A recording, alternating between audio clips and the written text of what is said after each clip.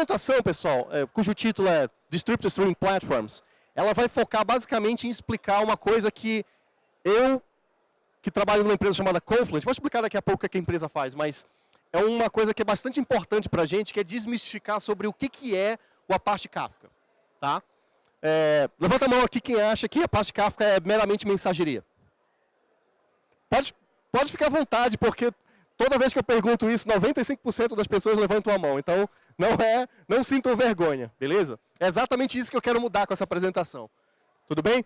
Bom, antes de mais nada, deixa eu me apresentar. Meu nome é Ricardo Ferreira, tá? A minha voz natural não é essa aqui, eu acabei de sair de uma gripe, então provavelmente o áudio de vocês deve estar horrível, mas perdão por isso. Eu trabalho como Developer Advocate numa empresa chamada Confluent. Para quem não conhece a Confluent, ela é uma startup de Palo Alto. Ela é bastante conhecida por duas coisas. Primeiro, porque ela é a empresa por trás do Kafka, ou seja, 95% dos commits do Apache Kafka vêm dos core developers da Confluent. E segundo, porque ela é uma empresa que foi criada pelos... Vai ficar meio redundante, mas vocês vão entender. Ela é uma empresa que foi criada pelos criadores originais do Apache Kafka. Né? Então, os caras que criaram a tecnologia saíram fora do LinkedIn e resolveram ganhar dinheiro um pouquinho com esse negócio. Né? Que é sempre bom. A Confluent é uma empresa que ela está trabalhando já tem um tempo, tem 5 anos no mercado, e a gente está tentando posicionar o Kafka bem mais do que um broker de mensageria. Ok? Duas coisas importantes. Primeiro, nessa URL aqui, é o meu blog.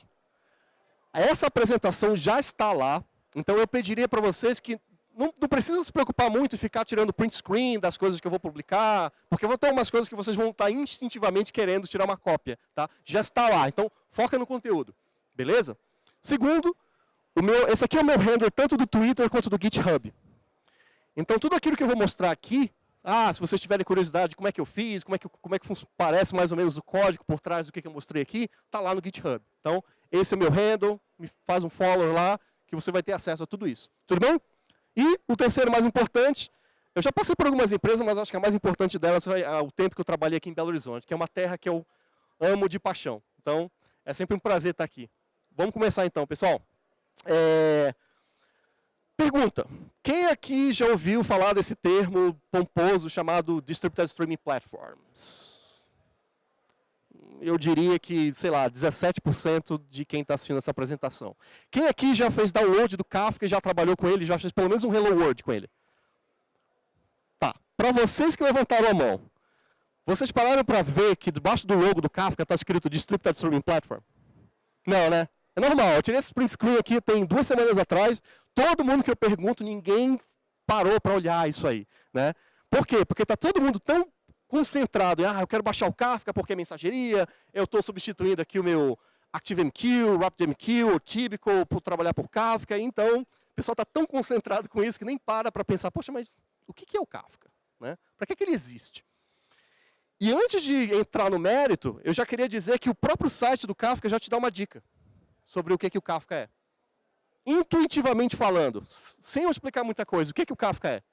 É uma plataforma que te oferece o quê?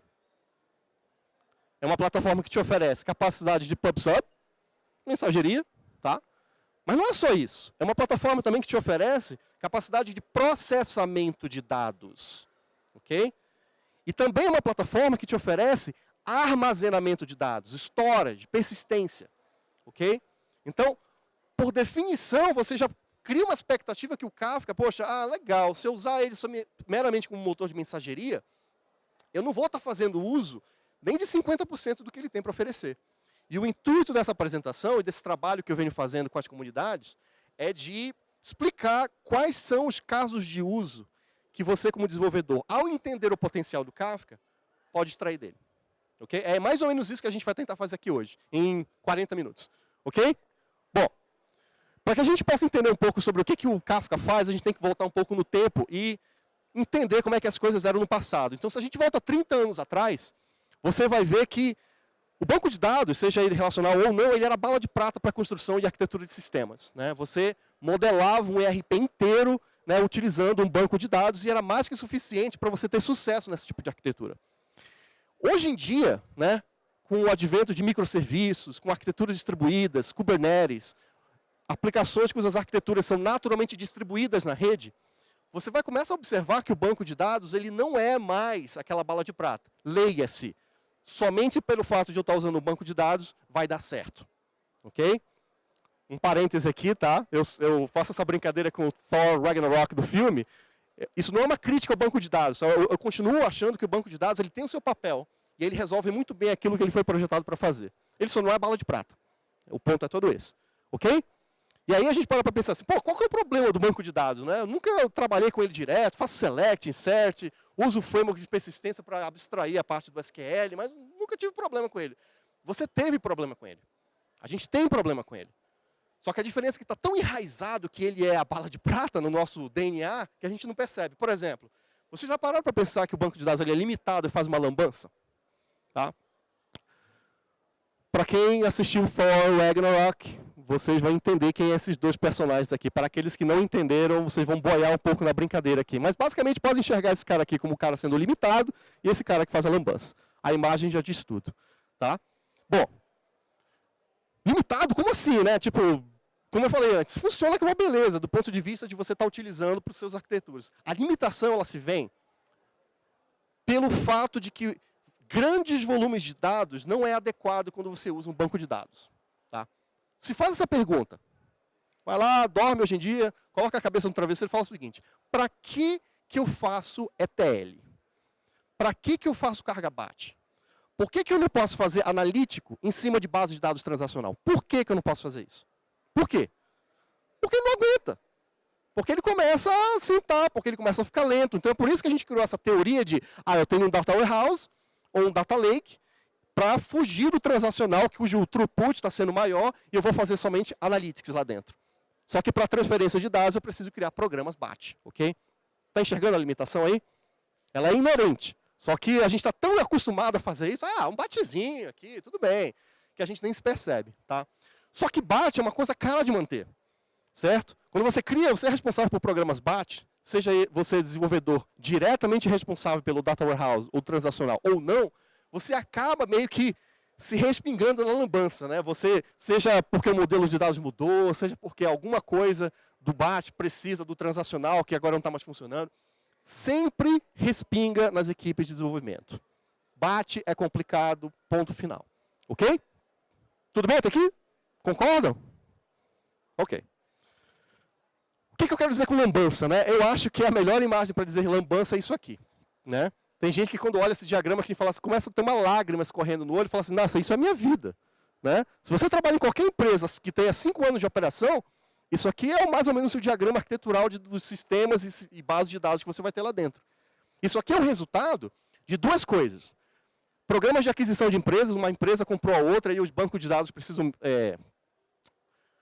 o termo em inglês é merge, mas... integrar-se, né? Integrar-se, ou substituir um em detrimento do outro, coisas do tipo, certo? E também porque você acaba tendo aquelas bases de dados que eu chamo de bases de dados incidentais. O que eu quero dizer com isso? Sabe aquela base de dados zinha? A gente coloca no diminutivo, né? É um bancozinho que a gente usa só para fins de data lake. Ou seja, eu vou extrair aqui do transacional, carrego no data lake, faço aqui uns aggregations, filterings e sabe, eu faço um shape-out dos dados para depois carregar no outro lado, certo? Essa basezinha intermediária alguém precisa manter. Ela acaba sendo um resquício da sua arquitetura. É por isso que você acaba com essa lambança aqui. Tudo bem?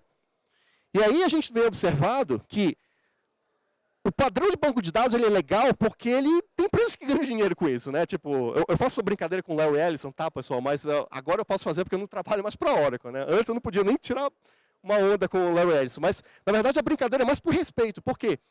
Se você olha para pensar na década de 1970, esse cara aqui, ele teve a sacada de pegar a teoria do modelo relacional e criar o que a gente chama de commodity de banco de dados. Ele teve um pulo do gato na época. Só que esse pulo do gato ele já não é mais suficiente. Tá? Então, hoje em dia, é isso que a gente precisa reavaliar. Alguns workarounds foram criados durante esses 30 anos, né, que eu tenho enfatizado bastante. Vamos estudar um pouco deles. O primeiro é, como é que a gente resolveu o problema de volume de dados? Né? Oficialmente e formalmente. A gente começou a criar tecnologias que são capazes de armazenar volumes como giga, tera, peta, exabytes, num repositório, num sistema de arquivos, que tolera esse volume de dados sem começar a assentar. Como, por exemplo, o sistema de arquivos HDFS do Hadoop. Ok? É assim que a gente começou a resolver o problema. Só que o problema foi resolvido pela metade. Porque ele acaba sendo simplesmente um motor de persistência, mas você ainda precisa do processamento. Tá? O dado, ele não tem valor se você não processa ele e transforma em informação. Então, você simplesmente criar um modelo que você armazena os dados, não tem valor. Certo? Você só resolveu um problema de guardar muitos dados num lugar só. Ok? E aí, como é que a gente tentou resolver o problema de processamento? Com base de dados no SQL. Tá? Fantástico, arquitetura, do ponto de vista de arquitetura, a sinfonia de Beethoven, quando você olha o código, arquiteturas de partitioning, sharding, cara, dá para você ter orgasmos usando a arquitetura de NoSQL. Porém, não resolveu o problema de proliferação de bases de dados. O que NoSQL faz é tentar minimizar o menor tempo possível o tempo de processamento. O exemplo que eu gosto de dar, pega, por exemplo, quem aqui conhece o Neo4j? Ele é um banco de dados no SQL orientado a grafo. Né? Ou seja, eu tenho uma aplicação ou um programa que eu escrevo, que ele vai computar o grafo, né? Eu vou pegar aquele grafo já computado, armazenado na minha base de dados, para que as aplicações, quando possam fazer uso desse grafo, está aqui a chave, me dá o grafo já computado. Percebem como a gente minimizou a computação? O tempo de processamento? Mas alguém tem que computar antes, para poder armazenar lá. Então, de novo, você não resolveu o problema. Ok? Então, são workarounds que normalmente você está meio que criando para tentar minimizar ou ofuscar o problema. Ok? E óbvio, mensageria. Mensageria é uma tecnologia também que, tal como o NoSQL, ela é fantástica, né? Ou seja, tem brokers fantásticos no mercado, ActiveMQ, Typical, brokers baseados em JMS, Rapt, da IBM. Tem os serviços gerenciados dos cloud providers, né? Como como é que é o da Amazon? SQS, e existe o Event Hub do Azure. São fantásticos. Para o propósito de mensageria, eles são fantásticos. Mas o que é mensageria na prática? É um grande pipe, como esse aqui, que serve para uma coisa para fazer isso muito bem. Mover o dado do lado A para o lado B. É isso que mensageria faz. Algumas pessoas podem usar mensageria para coisas mais elaboradas, do tipo, eu tenho um microserviço aqui que o meu back-end ele não consegue suportar 10 transações por segundo. Então, eu coloco uma mensageria na frente para ele fazer throttling. Né? E aí eu vou entregando a conta gota. É um caso de uso mais interessante? Mas está tendo valor isso aí? Será que não é mais fácil a gente pensar no problema, de fato, que é por que o back-end não está suportando 10 mensagens por segundo? Né? O ponto que eu quero chegar até agora aqui, pessoal, é que há 30 anos existe um problema na indústria de TI que ainda não foi resolvido. Tá? E esse problema é da limitação de base de dados. A gente tem os workarounds, minimiza um pouquinho, mas no fundo, o que esses workarounds fazem é criar a mesma lambança, só que agora colorida. Porque tem mais pilotos, tem mais players, tem mais símbolos, tem mais sabores de banco de dados. Não é só os relacionais, mas o problema continua lá, certo? Se você volta 10 anos atrás, você tinha aquela empresa, eu tenho 3 bases Oracle e 2 bases SQL Server. Agora não, você tem 3 bases Cassandra e 3 bases MongoDB. Não é a mesma coisa? Só mudou a tecnologia, na minha opinião. Ok? Tudo bem até aqui? Faz sentido? Bom, então, é o que a gente chama, né, para quem assistiu o Thor Ragnarok, Another Day, Another Doug. Ou seja, todo dia cria-se um banco de dados novo, mas, de novo, ele não está resolvendo o problema que é fundamental. Ele só está acompanhando a tendência de... Todo dia você cria 3 coisas, né? Linguagem de programação, banco de dados e framework JavaScript. Né? Então, é basicamente a mesma coisa. Ok? Bom, agora eu vou pedir para vocês para a gente voltar no tempo mais um pouquinho, só que agora, ao invés de 10 anos, falar nisso, só um detalhe, tá? Perdão para aqueles que ainda não assistiram Avengers Endgame, porque isso aqui é um senhor spoiler sobre o filme, mas eu acho que eu já estou no direito de divulgar spoiler, porque já tem 2 meses que o filme foi lançado. Então, para aqueles que ainda não assistiram, pelo amor de Deus, né? Só um pequeno detalhe. Vamos voltar no tempo agora, a gente está em 2019, vamos voltar 10 anos atrás agora, para a época em que essa empresinha aqui, conhecem? Essa empresa chamada LinkedIn, quando ela estava começando a operação dela para o que ela se propõe a fazer. Ok? É difícil explicar o que o LinkedIn faz nos dias de hoje, mas, independente disso, o LinkedIn ele é uma empresa como qualquer outra, tal como um banco, uma empresa de telecomunicações, uma empresa de varejo ou coisas do tipo, certo? E tal como qualquer empresa, o LinkedIn estava observando a proliferação meio que exponencial dessas bases de dados incidentais para cada novo sisteminha que era criado. Com a adoção de microserviços, isso começou ainda a criar muito mais problema do que solução. Porque o número, se a gente usa a granularidade de microserviço, de cada microserviço tem sua base, por definição, cada novo microserviço vai ter uma nova base de dados. Certo? Lembra do diagrama da lambança? Pois é, só tende a ficar pior. Só que, lembra que eu dei o exemplo do Larry Ellison na década de 70, que ele teve o pulo do gato de criar uma tecnologia que revolucionou a indústria, que é o banco de dados relacional? 3 pessoas dessa empresa, essas 3 pessoas chamam-se Jay Kreps, a Neha e o Jun Hao. Eles eram engenheiros que a gente chama de engenheiros de infraestrutura de dados. Ou seja, todo o problema de lambança, de integração de dados, de processamento de dados, caiu no colo deles. E eles já estavam de saco cheio de ter que ficar criando programinhas BAT aqui, adotando novos brokers de mensageria ali e alimentando aquela lambança que ela é meio que natural, que eu mostrei antes para vocês. Eles resolveram pensar e ter o pulo do gato, que é o seguinte: e se a gente criar um backbone de comunicação universal, em que nesse backbone eu pudesse trabalhar tanto BAT quanto online, em que não importa o tipo de dados que passa por esse backbone de comunicação, e o mais importante de tudo, eu não preciso ficar proliferando esse backbone para cada e todo caso de uso do sistema que nasce na empresa. Eu posso usar o mesmo. Sem ele sentar, sem ele virar um gargalo e sem ele ser um limitante do meu throughput. Isso, pessoal, é o que vem hoje a ser o Apache Kafka. Tá? A história dele começou no LinkedIn, foi um sucesso dentro do LinkedIn. Eles abriram o projeto para GA, né, na incubadora da Apache.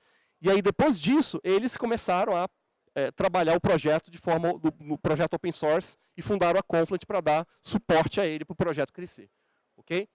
Então, se a gente olha o que é o Kafka hoje, eu gosto de explicar da seguinte forma. Pensa nas vantagens do sistema BAT e ETL. Ele é escalável, durável, persistente, mantém ordem e dá a possibilidade de replay. O que é replay nesse caso aqui? É você poder reprocessar. A mensageria, ela não tem replay, ela não tem ordem, ela não tem persistência. A mensageria não foi feita para isso. O que é legal da mensageria? Ela é rápida, tem baixa latência. Uma plataforma de streaming distribuída é a união dos dois. É a união de você ter a capacidade de você fazer real-time e online com as mesmas capacidades que o sistema de integração de dados ETL tem, que é possibilidade de replay, persistência nativa, durabilidade, você poder lidar com grandes volumes de dados e coisas do tipo. Ok? Tá claro o que é o streaming? Uma plataforma de streaming distribuída agora? Certo? Bom, se a gente volta para a pergunta, agora a gente consegue explicar melhor. Né? Uma plataforma de streaming é algo que te oferece mensageria de forma bem feita, processamento de eventos ou dados e um sistema de armazenamento. Vamos discutir rapidamente cada um deles aqui, tá? E aí depois eu quero fazer uma brincadeira com vocês. Primeiro, o que eu chamo de mensageria bem feita? Tá? Mensageria bem feita é você pensar em mensageria, só que não numa forma de como é que eu aplicaria o conceito de mensageria em tudo aquilo que eu faço hoje num banco de dados. E aí, existe uma pergunta que a gente sempre faz, você acha mesmo que tabela existe? Se eu falasse para vocês que tabela, uma mera ilusão, foi criada para tornar a vida do desenvolvedor mais fácil, vocês acreditam? Porque, na verdade, não existe. Aquilo é uma abstração. O que existe é um log. É um log de streams, em que, nesse log, ele é computado tudo o que aconteceu, as mutações de uma determinada entidade ou modelo de dados. Só que quando você faz o seu select bonitinho, a última coisa que você vê é o resultado da última mutação desse log. Certo? Você não vê o histórico. Por que você não vê o histórico? Primeiro, porque a mensageria não foi feita para guardar histórico. Segundo, porque em BAT ETL, você não se preocupa com o histórico. Porque numa base de dados, você quer se livrar dos dados. Você quer se livrar dos dados, para minimizar a complexidade de manter, né, coisas do tipo.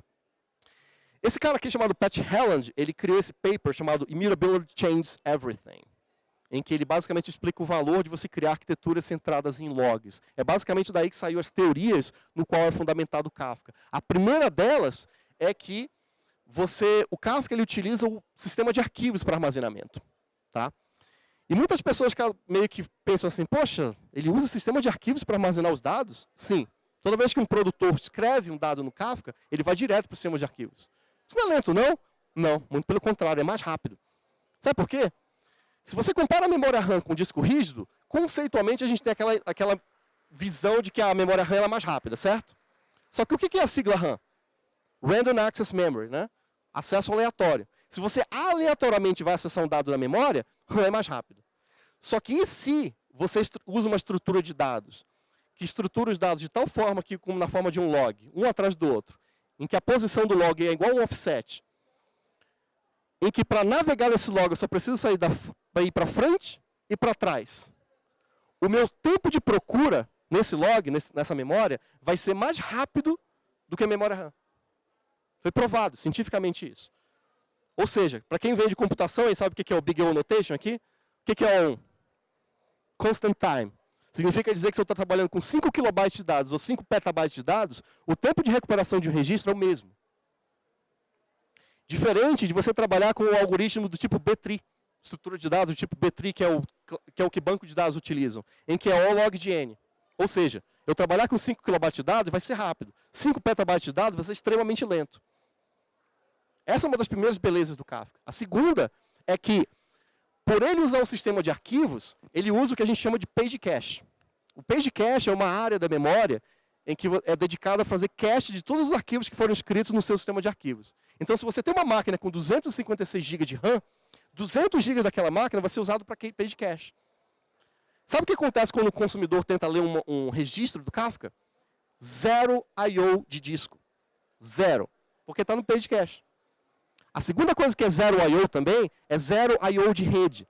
O Kafka ele utiliza uma API chamada SendFile. Lembra da camada OSI? As 7 camadas OSI da pilha TCP/IP? Para você, da sua camada de aplicação, escrever na placa de rede, você tem que navegar na camada OSI. Você tem que fazer cópias e cópias de buffer. Isso queima a CPU e queima a memória. Com a API do SendFile, a camada de aplicação ela escreve direto na placa de rede. Então, ela não gasta CPU, ela não precisa queimar ciclos de CPU para escrever, e ela não necessariamente precisa usar a memória para guardar esses buffers. É por isso que Kafka é extremamente rápido. É por isso que Kafka, quando você compara um teste de performance de Kafka com qualquer outro sistema de mensageria, ele vai dar um pau em qualquer outro sistema de mensageria. Porque ele tem zero I/O de rede, não consome nada de CPU e tem zero I/O de disco. Ok? Tá claro? Deixa eu mostrar uma coisa para vocês rapidamente, e aí a gente volta para cá.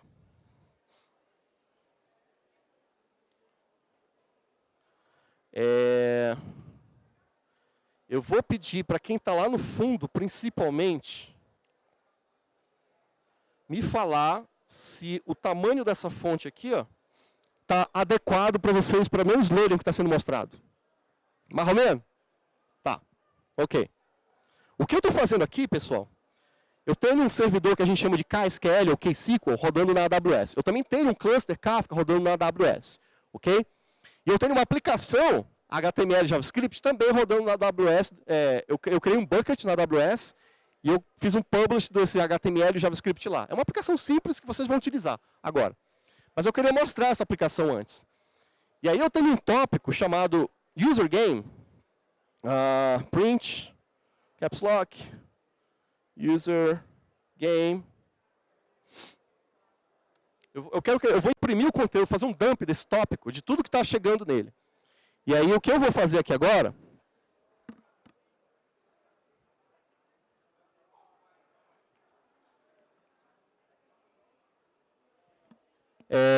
bom, eu não preciso nem explicar o que é isso aqui, né? Eu vou colocar o meu nome aqui, vou dar Enter, e vou começar o jogo. Quem já jogou Pac-Man aqui? Imagino que, pelo amor de Deus, né? Pode não ter assistido Avengers Endgame, mas Pac-Man, né? Vamos lá. Cadê eu? Morri já? Bom, não importa se eu morri. O que importa é que... Olha o que está chegando aqui, ó. Em tempo real. Toda vez que o Pac-Man vai comendo aquela bolinha, que eu acho que chama pixel, né? A bolinha que ele come. Isso é um evento que está sendo gerado, que está caindo lá naquele tópico User Game. Ok? Então, o que eu vou fazer agora é dar para vocês uma URL, um código de barras, que vocês vão escanear usando o iPhone, o telefone de vocês, pode ser o iPhone ou o Android, e aí vocês vão poder jogar. E todos os eventos que vão vir de vocês vão cair aqui nesse tópico. O que eu vou fazer com isso é uma computação em semi-tempo real de todos esses dados para chegar a um scoreboard. de quem está ganhando, perdendo, morrendo pra caramba, ou coisa do tipo. Ok? 15 minutos ou 5? 15 minutos? Ótimo! Você não sabe como você me faz feliz com isso. Porque eu achava que era 5, então, beleza. Vamos lá, então? Tá, antes disso, antes de eu dar o URL para vocês, eu tenho um programinha aqui que eu escrevi em Golang. Esse programa, ele é basicamente um programa que ele vai criar um consumidor, como vocês estão vendo aqui. Tá? Esse consumidor, ele vai fazer um subscribe num tópico. Eu vou explicar o porquê do entre aspas aqui, tá? Daqui a pouco. Mas ele vai fazer um subscribe desse tópico Statistics e ele vai imprimir e montar uma tabela com, né, o resultado em tempo real do que está sendo feito. Tá? Eu vou executar esse programa agora e aí eu dou a URL para vocês. Terminal, cd, statistics. Vou fazer o seguinte, vou pegar o pwd desse cara. Ctrl C. E eu vou abrir ele bem aqui, que eu já quero usar esse tamanho de fonte aqui, para não ter que me preocupar em saber qual que é o tamanho certo. Ok. As it. Depois eu volto para cá para o KSQL e eu mostro para vocês o código. Tá. CD, Ctrl V, eu quero entrar nesse diretório. Clear. Nossa, ficar com o microfone na mão e digitar não tá legal não, mas vamos lá. Go, run. Meu programa chama statistics.go, bem simples. Ok? Teoricamente só tem que ter eu aí, porque eu sou o único que comecei a jogar depois que eu fiz o deploy dessa aplicação na AWS. Vamos lá. Ótimo. Acho que eu consigo até aumentar mais um pouquinho, peraí. Melhorou? Então vamos lá, galera. Vamos ver quem é bom de Pac-Man aí.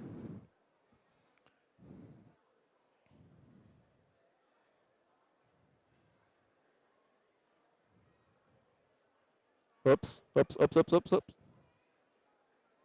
Vamos lá. Escaneia esse código de barra aí.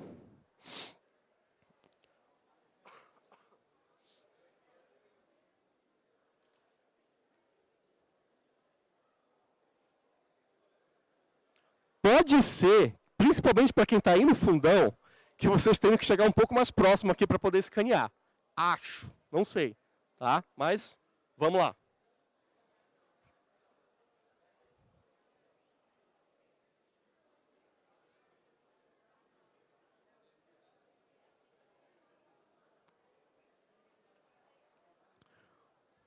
Posso fechar aqui e voltar lá para o meu programa Go? Posso? Estou vendo que o pessoal ainda está com um celular levantado aí. Tá, vou dar mais 30 segundos aí.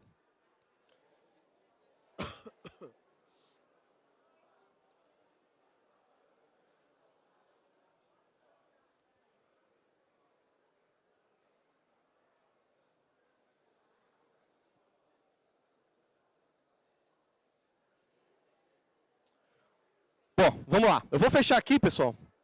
E eu quero ver como é que está o nosso programa Go lá. Opa! Ah, ficou muito grande. Deixa eu diminuir aqui, peraí.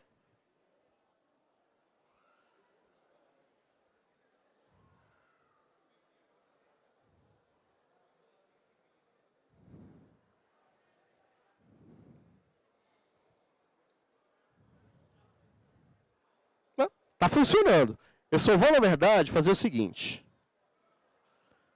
Eu vou executar isso aqui dentro do Visual Code, porque o Visual Code, por alguma mágica que eu não sei o que ele faz, ele mantém o cursor sempre no início da tabela. Então, vamos lá. Go, run. Que eu quero mostrar quem está no topo. Porque quando eu faço o subscribe desse tópico, eu também estou filtrando quem tem o maior score,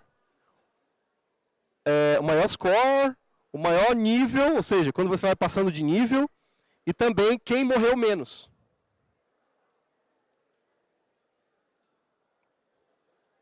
Isso. Ele fica aqui. Então, eu não sei quem é Diego, mas uma coisa eu posso falar sobre o Diego. Ele é viciado em Pac-Man. O Diego, o Lucas Fontes, o Matheus Coelho, Os caras estão bons.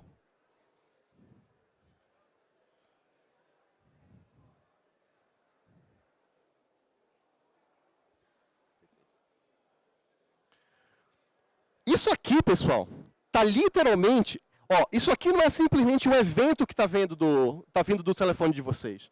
Isso aqui é o resultado do evento que chegou no Kafka, um feito em cima dele, e o resultado desse processamento foi posto nesse tópico chamado Statistics. Então, esse programa Go aqui, ó, ele está só mostrando o que está lá, mas algo pôs a informação lá. E esse processamento a gente chama de processamento de streams. É o que eu estou fazendo com o que a gente chama de KSQL. Ok? Então, lembra que eu falei para vocês que Kafka não é simplesmente um motor de mensageria. É um motor de mensageria, sim, ele te dá essas capacidades de pub-sub, mas ele te dá a possibilidade de você processar os dados também. É o que eu estou fazendo aqui. Você não precisa de uma tecnologia fora do Kafka para fazer esse tipo de coisa. Tá? Tudo bem? Eu vou mostrar para vocês rapidamente o código que eu utilizei, que computa isso aqui, e aí a gente volta para a apresentação. Mas parabéns para o Matheus Coelho, que o cara é... A aplicação está na AWS, então se vocês quiserem ficar jogando depois, eu vou deixar lá até o final do dia. Deixa eu mostrar um pouco do código do KSQL para vocês terem uma ideia de como é que o negócio funciona. A gente chama em Kafka, a gente chama isso aqui de pipeline. Exit. Ctrl C, desculpa. E aí o pipeline que eu criei foi o seguinte, ó. A primeira coisa que eu fiz foi criar um stream, que eu chamei também de user game, que ele é basicamente um wrapper em cima do tópico user game. O tópico user game é o que está chegando os eventos do teu celular, certo?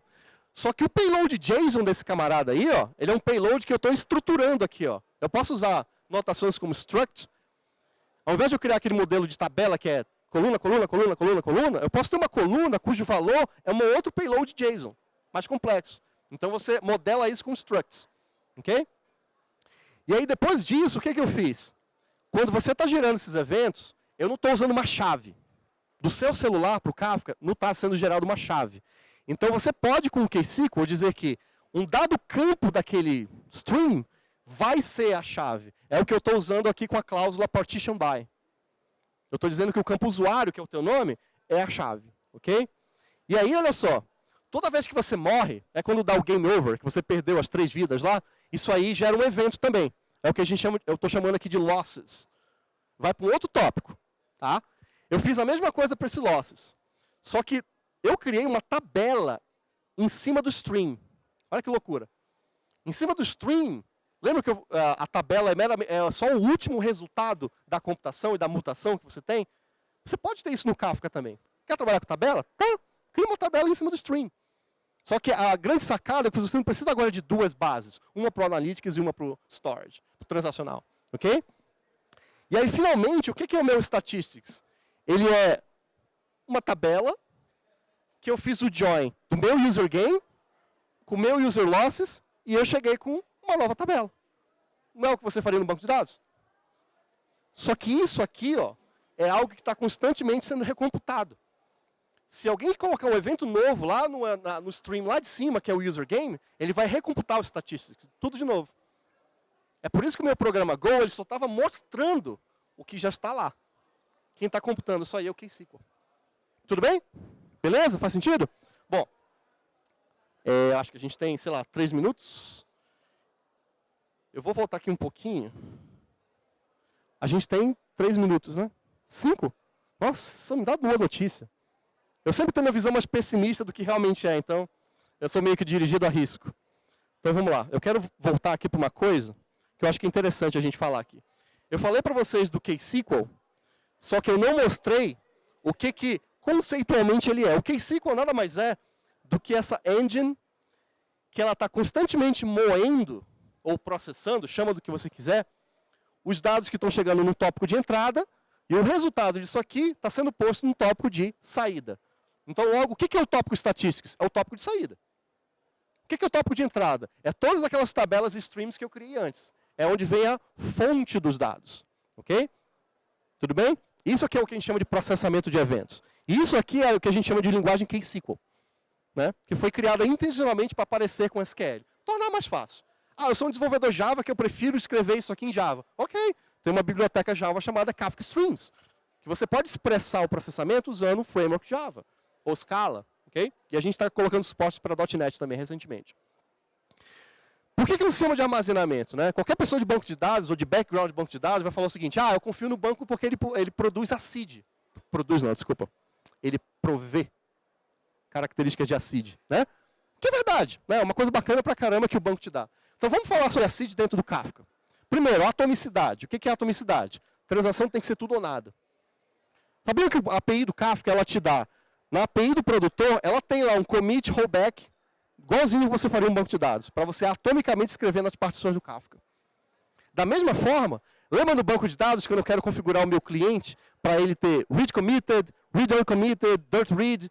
Tem um nível de isolamento também para a API do consumidor dentro do Kafka. Então, eu tenho a mesma garantia, ok?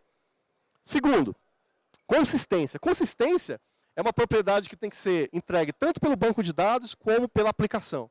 Então, por exemplo, no Kafka, poucas pessoas usam esse recurso, que ele é bacana pra caramba. Ele tem uma propriedade chamada idempotence, que se você seta como true, ele vai garantir, só um parêntese aqui, tá? A API produtor do Kafka, ela é 100% assíncrona. Quando você escreve um registro no Kafka, ela não bloqueia aquela API, ele vai assincronamente devolver um ACK, só que por ser assincronamente, imagina que na hora que ele foi devolver um ACK, deu um soluço na rede e o meu produtor, o meu cliente não recebeu esse ACK. O que o produtor vai fazer de novo? Retry. Nisso que ele vai fazer um retry, ele pode gerar um duplicado. Só que se você ligar esse cara aqui, ele vai garantir não duplicados, que tem a ver com consistência. Outra coisa relacionada à consistência, e que é algo que o Kafka te faz de graça, você não precisa mexer nada para isso, ordem por partição, ela é nativa. Sabe aquelas gambiarras que a gente fazia em JMS, como por exemplo, você criava um consumidor que consumia todos os registros do tópico ou da fila, aí eu colocava uma mensagenzinha no header, que era a posição 1, 2, 3, 4, 5, aí eu reordenava todo mundo, gastava o processamento e colocava no outro tópico, que esse outro tópico era o que ia realmente ser consumido pelo back-end. Você não precisa fazer nada disso. O Kafka te dá a ordenação por padrão. Ele é ordenado, porque ele é um log. Ok? Isso tem a ver com consistência também. Outra coisa, esquemas, elas são APIs, certo? Todo seu API de produtor e consumidor, ou API REST, você tem que estar utilizando um esquema para isso. Existe um pattern que a gente usa no Kafka chamado Schema Registry. Mas mais que um pattern, ele é uma tecnologia também. O produtor vai lá no Schema Registry, registra o esquema, serializa o registro usando aquele esquema. O consumidor, antes de deserializar, ele primeiro pega a última versão do esquema e deserializa. Então você pode fazer Contract Enforcement com o Schema Registry. Faz parte do Kafka. Ok? Bom, Isolation. O que é Isolation? Eu vou gravar serial mesmo que eu tenha threads concorrentes. Né? O que acontece? Quando você gera um registro para o Kafka, você pode gerar um registro sem chave, então ele vai basicamente escrever usando um load balance nas partições, ou você pode escrever com chave. Você especifica uma chave, ele vai garantir que todo mundo vai ser serialmente escrito na partição. A única coisa que precisa fazer é especificar uma chave. Olha como simples. Vamos pensar em chave primária aqui. Durabilidade, esse é o melhor de todos, né? Durabilidade é aquela coisa do tipo, eu tenho uma transação e eu quero que o dado esteja no banco de dados, ou Kafka, independente se crashou o broker. Né? Lembra disso? É persistente, você não precisa fazer nada para que você tenha durabilidade a nível de disco. Só que, além disso, você tem, no Kafka, replicação das partições na rede.